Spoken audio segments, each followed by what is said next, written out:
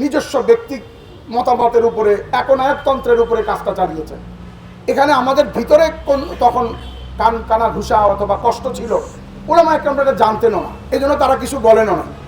দ্বিতীয় কাজটি উনি যে করেছেন, সে কাজটি করেছেন যে উনি শরীয়ত বহির্ভূত কিছু বক্তব্য প্রদান শুরু করছেন। না, এটাও তৃতীয়ত যাই। দ্বিতীয় হলো উনি নিজেকে আমির দাবি করছেন।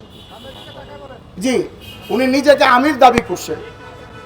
এই যে নিজেকে আমির দাবি করলেন, এটার পিছনে একটা ইতিহাস আছে যে উনি আমির হওয়াটা কোনো যুক্তিযুক্ত কোনো পরামর্শ কোথাও হয়নি।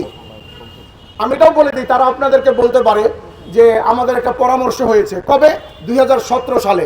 কিন্তু আমরা আপনাদেরকে বলতে চাই, আপনারা আপনাদের মোবাইলে দেখে নেবেন, ইউটিউবে উনি 2015 সালে দাবি করেছেন আমি আমির হুঁ, আমি আমির। না মানে তো যাও জাহান্নাম। আচ্ছা, আপনারাই বলেন তো, কারো বিয়ে যদি হয় 2017 সালে, বাচ্চা হয় 15 সালে, তাহলে ব্যাপারটা কেমন ঘটবে? আমরা বলতে চাই ব্যাপারটি তেমনি ঘটলো যে সাদ সাহেবের ইমারতের বিবাহ হইল 17 সালে, অর্থাৎ এটার পরামর্শ হলো 17 সালে, কিন্তু বাচ্চা হয়ে গেছে 15 সালে, কারণ 15 সালে উনি দাবি করছেন উনি আমির। আচ্ছা, তৃতীয়, এই দুইটা ব্যাপার যখন হলো তখন আমাদের ভিতরে কানাঘুষা চলছে, কিন্তু ওলামা ইকরাম কিছু বলেননি। 3 নম্বর বিষয় যখন আসছে, উনি শরীয়ত এবং জমহুর ওলামা ইকরামের বিপক্ষে গিয়ে এমন কিছু বক্তব্য প্রদান শুরু করলেন যেখানে ওলামা ইকরাম চুপ থাকতে পারেন না।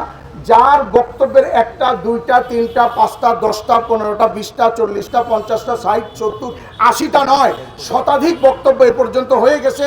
সর্বশেষ লাস্ট রিলিজ করছেন ডিসেম্বর মাসে এই যখন হামলা চলে, তখন তিনি ভারতের একটা স্থানে এই কথা বলেছেন যে একমাত্র তবলিগের মধ্যে খরচ করা ছাড়া অন্য কোথাও খরচ করা সুন্নতের খেলাফ। এটা লাস্ট রিলিজ হয়েছে ওনার। এই 3টা বক্তব্যের কারণে ওলামা ইকরাম বলছেন যদি ওনার এই বিরোধিতা করা না হয়, তাহলে আমরা আল্লাহ পাকের আদালতে আমরা দোষী সাব্যস্ত হব। ধন্যবাদ।